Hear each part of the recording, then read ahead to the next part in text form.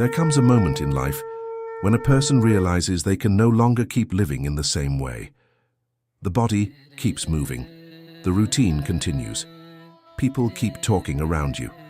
But something inside has collapsed. That was the state Arjuna was in when he arrived on the field of Kurukshetra. Before him stood thousands of warriors, banners moving in the wind, restless horses, the sound of war drums cutting through the dawn. But the real battle was not in front of his eyes. It was inside him. And what happened there was not merely the story of a war. It became one of humanity's deepest teachings. The oldest battlefield in the world is not found on any map. It exists between your heartbeat and your thoughts. This is the story of the Gita, and it was written for you. Chapter 1. Kurukshetra. Long ago, in a kingdom called Hastinapura, two families from the same bloodline became enemies. On one side stood the Pandavas, 5 warrior brothers devoted to duty and justice, the rightful heirs to a throne that had been taken from them. On the other stood the Kauravas, 100 brothers shaped by ambition and a pride that refused to bend. For generations, peace had been attempted. There were negotiations, appeals, agreements. Nothing worked, because when injustice settles into power, it does not surrender to reason.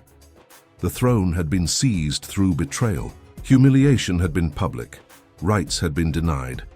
The sacred order of the world, what the ancients called Dharma, had been violated, and the only way to restore it was to walk through fire. An epic confrontation was about to unfold on the field of Kurukshetra, a place regarded as sacred until that day. On one side, justice. On the other, power unable to surrender even when faced with what is right. On that field would stand cousins, teachers, grandfathers, and friends, all facing themselves, all prepared to die or to kill. And at the center of it all stood a warrior who did not yet know that the greatest battle he would ever fight would not be against the men on the other side. It would be against himself. Chapter 2. The warrior who collapsed. Arjuna was the greatest archer of his generation, trained in the arts of war since childhood, respected by kings, feared by enemies, loved by his people. When he raised his bow, no one could stop him. But before the battle began, he made an unusual request. He asked his charioteer to drive the chariot into the center of the battlefield between the two armies so that he could clearly see those he was about to fight. And when the chariot stopped in the middle of that endless field of spears and horses, Arjuna looked.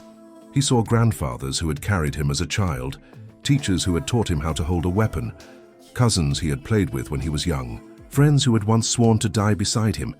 Now they stood on the other side, and the great warrior collapsed. His bow slipped from his hands, his knees weakened, his voice failed. Arjuna could no longer tell what was right from what was wrong. His body lost strength, his vision darkened. He sat down on the floor of the chariot and said he would rather die than spill the blood of those he loved. This is the most human moment in the Gita, the moment when Arjuna stops being a warrior and becomes one of us. Paralyzed, confused, heartbroken before an impossible choice. How many times have you been there? Unable to move in front of a decision that hurt too much. Unable to act because attachment was too strong. Arjuna was not weak, he was human. And it is precisely in that collapse, in that moment of total breaking, that the teaching begins. Because wisdom does not enter through open doors, it enters through the cracks. Chapter 3. Compassion that does not spare you. Arjuna's charioteer was no ordinary charioteer. It was Krishna, the Eternal One, the Supreme Reality, disguised as a friend. The highest consciousness clothed in an ordinary human form, guiding a chariot in the middle of a war. And when Krishna looked at Arjuna on the ground, he did not feel pity. He felt compassion. And those are radically different things. Pity wants to protect you from pain. Compassion wants to help you walk through it. Pity embraces you on the ground. Compassion helps you rise. Krishna does not comfort Arjuna with soft words. He does not say everything will be fine. He does not minimize the pain. He begins to dismantle the illusion. And the first illusion he dismantles is the greatest illusion human beings carry. The confusion between what we truly are and what we believe ourselves to be. Here begins one of the deepest conversations ever recorded between the human and the divine. There will be no easy answers. There will be truths that hurt before they set you free. Chapter 4. The Soul That Does Not Die. The first thing Krishna reveals is one of the most transformative ideas in all of human philosophy. He tells Arjuna that he is grieving for what does not deserve grief.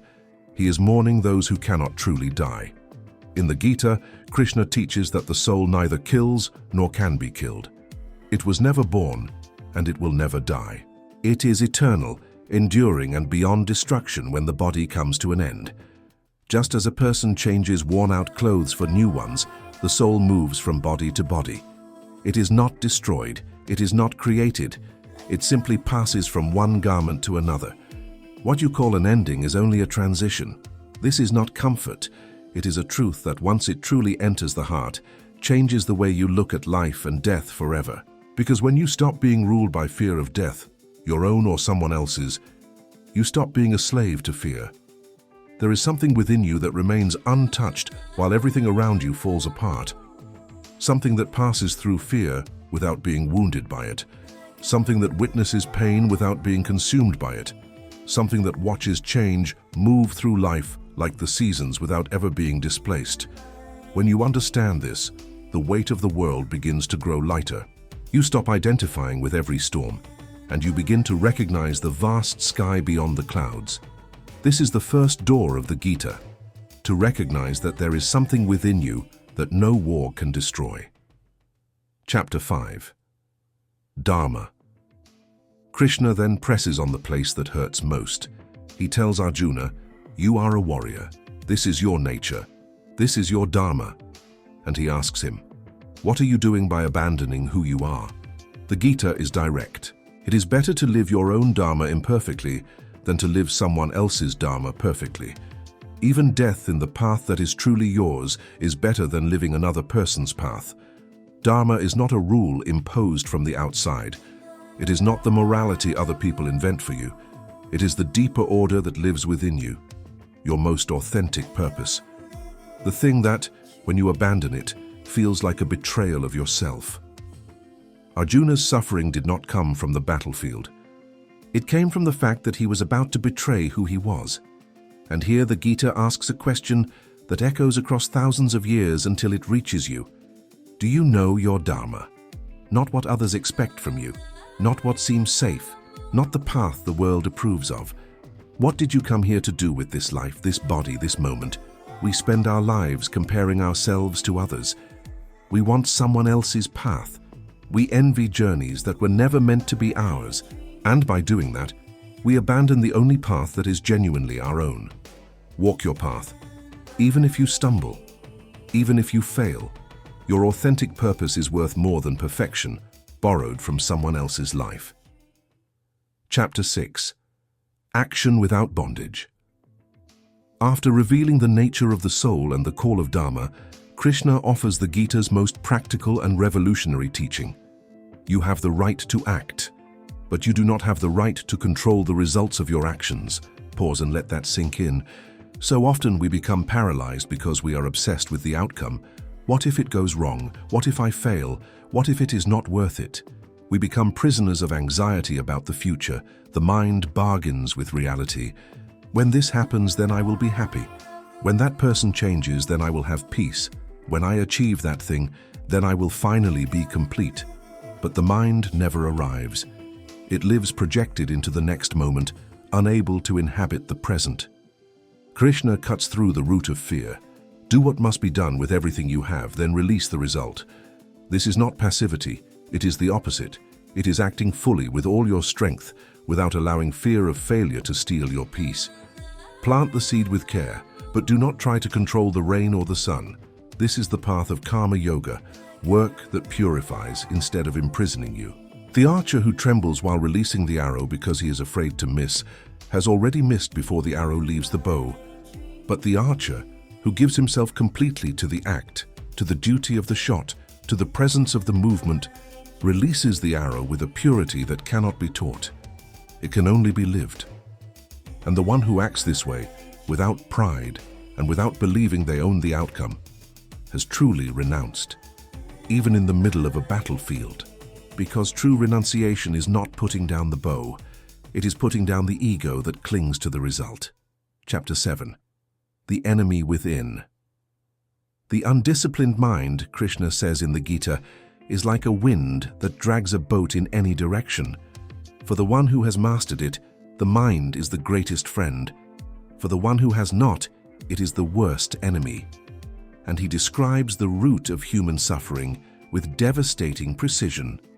From attachment comes desire. When desire is blocked, anger arises. From anger comes delusion. From delusion comes the loss of memory of what is real, and without that memory a person destroys themselves. This is not theology. It is the exact anatomy of suffering. You become attached to something, a person, a status, an idea of who you are. When it begins to slip away, desperation to hold on takes over. When you cannot hold on, anger appears. Anger distorts perception. And in that state, you make the worst decisions of your life. Most people do not suffer because of the life they have. They suffer because of the thoughts they have about the life they have. And those thoughts, when left unobserved, become invisible prisons. Chapter 8. The Silent Witness. The path Krishna points to is not the suppression of the mind, it is self-knowledge. Knowing your patterns, your shadows, your inner winds. An unconscious mind drags a person through desires, fears, impulses, and addictions. A human being believes they are choosing, but often they are only reacting mechanically. Through meditation, discipline, and detached action, you learn to become the observer of your own mind, not its slave. In the Gita, Krishna describes the true practitioner as one steady in meditation, free from compulsive desire, balanced in pleasure and pain, and unmoved by praise or blame. There are thoughts within you that pass like birds crossing the sky. You are not the birds, you are the sky. A mind disciplined through equanimity, able to receive pleasure and pain, victory and defeat, becomes one of the most powerful instruments of freedom a human being can possess. The warrior who learns to remain calm in the center of chaos has already won the battle before lifting a sword. Chapter 9. The Three Forces of Nature. Something is happening within you right now that is rarely noticed. It is not a thought. It is not an emotion. It is a force. The Gita reveals that all of nature, including your inner nature, is moved by three forces, three gunas, present in everything and everyone. Tamas is the weight that makes you say, "I will do it later," and then later never comes. It is the kind of tiredness that is not rest. It is escape. It is inertia that feels comfortable until you realize it has consumed entire years of your life. Rajas is the kind of restlessness that makes a person run all day and still feel they have gone nowhere. It is passion burning without direction. It is anxiety disguised as productivity. It is movement that looks like progress, but is only fear dressed as action. Sattva is clarity that does not need to shout to be heard. It is calm that is not passivity. It is presence. It is action born from discernment rather than desperation. No human being is purely one of these forces. You move between all three, every day, with every choice. When you eat, which one is guiding you? When you work, which one is guiding you? When you love, which one is guiding you? The path of the Gita is to gradually cultivate more sattva in your life, not to become perfect, but to act with greater awareness and less reactivity, and then to transcend even sattva, because even clarity can become a prison if you cling to it. Chapter 10. Desire and the Ego. Krishna does not condemn desire. He dissects it. The desire born from ego, the desire to prove, possess, and control, consumes you. It does not satisfy you. Every achievement born from it creates a new emptiness that demands another achievement. It is a hunger that feeds on itself. Desire does not end through satisfaction. Because desire is not born from a lack of things, it is born from an inner feeling of incompleteness. That is why someone can conquer the whole world and still feel empty. At the root of this emptiness is ahamkara, the false identification with the self. The ego that believes it is the center of everything. The ego that needs approval to feel real, that needs to win to feel worthy, that fears silence because, in silence, it begins to dissolve. As long as you believe you are this character built from fear and desire, you will keep searching outside for what can only be found within. Renunciation is not giving up your possessions. It is no longer allowing your possessions to possess you. When you let go of this costume of ego, even for a moment, something immense appears beneath it, something that has always been there. Chapter 11. Devotion that transforms. At the heart of the Gita, Krishna reveals something surprising for a philosophy so rigorous. The deepest path is not pure knowledge, nor perfect action. It is devotion. Bhakti is not blind emotion or superficial religiosity. It is conscious surrender, the willingness to offer yourself to something greater than yourself. Krishna teaches that even a simple offering, a leaf, a flower, a fruit, or water, is received when it is offered with love and devotion. Whatever you do, whatever you eat, whatever you give, whatever you offer, let it become an offering. The size of the offering does not matter. What matters is the quality of presence behind it. You do not have to be perfect to walk this path. You have to be sincere. When the heart turns toward the divine in all things, fear begins to lessen, and action gains a lightness that effort alone can never achieve. Devotion is not weakness. It is the courage to recognize that something is greater than your ego and to align yourself with it. You do not need to abandon the world. You need to remember what is greater than the world while living within it. Chapter 12. Knowledge that liberates. There is one kind of knowledge that changes what you know, and there is another kind that changes who you are. Krishna speaks of the second. Jnana, the knowledge that liberates, is not the accumulation of information. It is not memorizing scriptures. It is not collecting philosophies. A person can read every book in the world and remain exactly the same inside. In the Gita, Krishna calls on Arjuna to cut through the doubts born of ignorance with the blade of knowledge, to stand in yoga, and to rise. Knowledge without transformation is the most sophisticated form of escape. Jnana requires you to look at yourself without protection, to distinguish the eternal from the temporary, the real self from the masks you wear, to recognize the difference between what you know and what you merely believe you know. And this knowledge enters only when the ego stops resisting, when you admit that you do not know, when you stop defending your version of reality and begin listening for the truth. This intellectual surrender is not defeat. It is the beginning of everything. A tree cannot grow unless the seed opens. Chapter 13. The field and the knower of the field. Krishna makes a distinction that breaks apart the way you see yourself.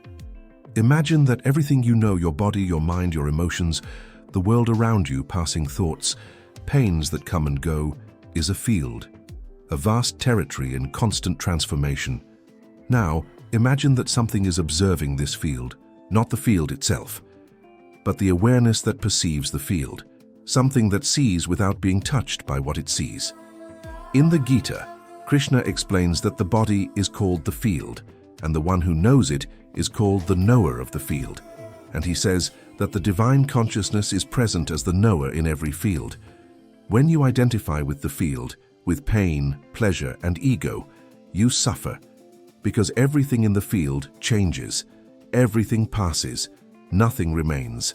But when you recognize yourself as the knower of the field, you discover what the Gita calls moksha, liberation, not only after death, a liberation that begins here, now, in this moment. Chapter 14. The paths that lead to the same place. The Gita does not impose one single path. It reveals three and teaches that all can lead to the same destination. Karma Yoga is the path of action without attachment, for those who must act in the world. For those who find meaning in service, in work, in action, transformed into an offering. Bhakti Yoga is the path of devotion, for those who need love in order to be free, for those who find the sacred in the surrender of the heart, without demand and without calculation. Jnana Yoga is the path of knowledge, for those who need to understand in order to surrender, for those who find truth through inquiry, discernment, and the dissolution of ignorance. You do not have to choose only one. Most people need all three in different amounts at different moments in life. What matters is not the path, it is the direction, and the direction is always the same, inward. The Gita does not ask you to run away from the world. It does not ask you to abandon your responsibilities. It does not ask you to become a monk, an ascetic, or perfect. It asks something much more difficult, to be fully present in the life you have, with everything it demands, without being dragged away by it. To act with excellence without becoming a slave to results. To love without being controlled by fear of loss. To think without being dominated by thought. This is the complete human being the Gita describes, not the one who escaped the world, but the one who passed through the world without being consumed by it. Chapter 15, The Vision of the Infinite. Then Arjuna asks to see what no human eye should be able to endure, and Krishna grants it, not as a gentle deity, not as a friend guiding a chariot. For one moment the universe no longer appears solid. The human form disappears, and before Arjuna arises something language can barely touch. 1,000 faces, 1,000 eyes, 1,000 arms, 1,000 worlds being born and destroyed at the same time. It was like seeing every star in the cosmos explode at once inside a single infinite body. Creation and destruction were not opposites. They were the same gesture. Time no longer seemed like a sequence of moments. Past, present, future. Everything existed together. Everything burned together. Arjuna saw entire armies rushing into the mouth of the infinite, like rivers flowing inevitably toward the ocean. Galaxies appeared and vanished like sparks. He could no longer tell where Krishna's body ended and where the universe began. He saw that all existence, every star, every leaf, every life that had ever existed or would ever exist, was unfolding within that consciousness, not as something separate from it, but like waves within an infinite ocean. And for the first time, a human being understood what it truly means to stand before the Absolute. Not beauty alone, but unbearable magnitude. The human ego was not made to withstand infinity. Arjuna trembled. He pleaded. His voice broke. He begged Krishna to return to his human form, because before what he had seen, the human being who was still Arjuna nearly ceased to exist. And then Krishna says something that stops time. I am time, the mighty destroyer of worlds. Even without you raising your bow, the warriors before you are already moving toward their end. You are only an instrument. This is not fatalism. It is the most radical freedom there is. The outcome of the battle is not in your hands. It never was. What is in your hands is the quality of your action, the integrity of the gesture, the purity of your presence, the awareness you bring to this moment.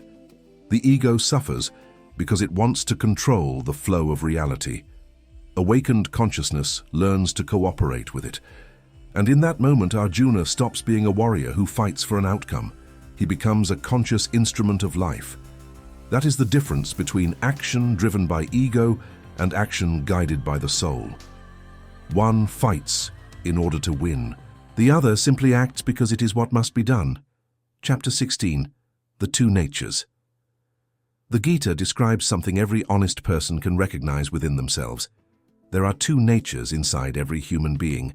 One that liberates, courage, compassion, clarity, perseverance, truth, humility, and kindness, and another that imprisons, pride, arrogance, anger, hypocrisy, ignorance, and the illusion that you are separate from everything and everyone.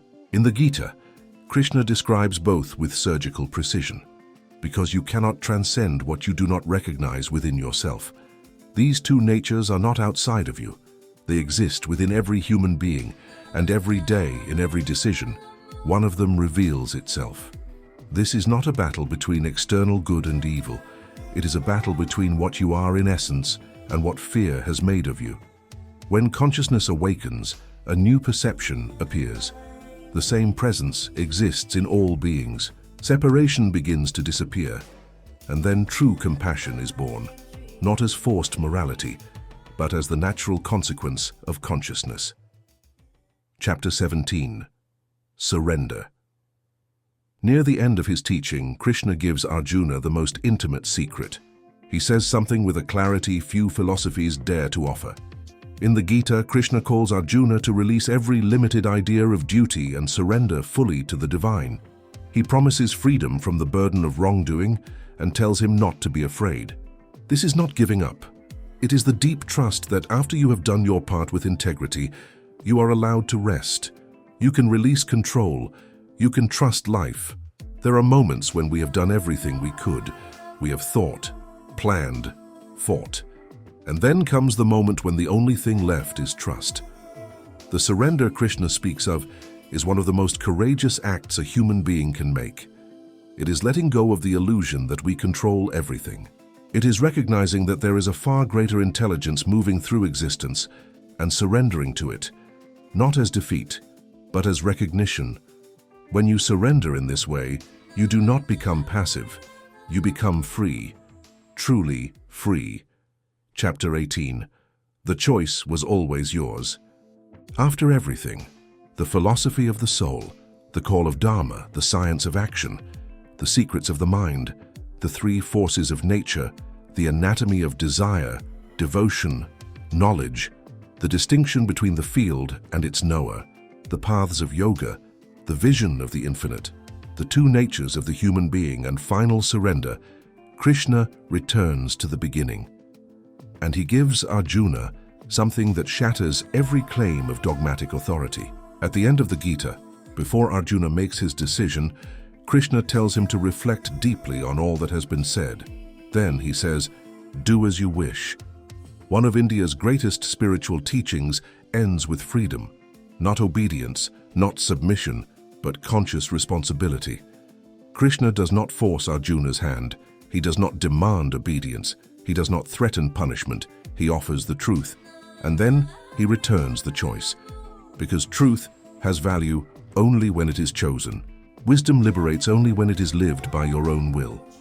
No truth imposed from the outside can transform you from within. And then Arjuna rises. Not because the pain disappeared, not because doubt vanished, but because he understood something that cannot be unseen. Running from your Dharma saves no one. Acting with awareness, detachment, and devotion transforms the world, beginning in the only place where real transformation can begin, within you. The Battle of Kurukshetra lasted 18 days. The battle described by the Gita lasts a lifetime. Inside you is an army that represents everything noble, wise, and courageous, and there is another army that represents fear, inertia, attachment, and the ego that refuses to surrender. Every day you wake up in the center of that field, and every day the choice returns. Freedom does not arrive when the world finally becomes perfect. Freedom arrives when consciousness awakens. This is the field of Kurukshetra, and it is inside you. Now, raise your bow. If these words awakened something within you, that something was already there before you pressed play. The Gita does not create anything new within you. It simply awakens what already exists. This channel is a training ground for consciousness. Every video is a teaching. Every teaching is a weapon against fear, inertia, and illusion. If you want to continue on this path, subscribe. Turn on notifications, because when the next teaching arrives, you will want to be here. Leave a like and share this with someone who is fighting their own battle of Kurukshetra right now. They need to know they are not alone.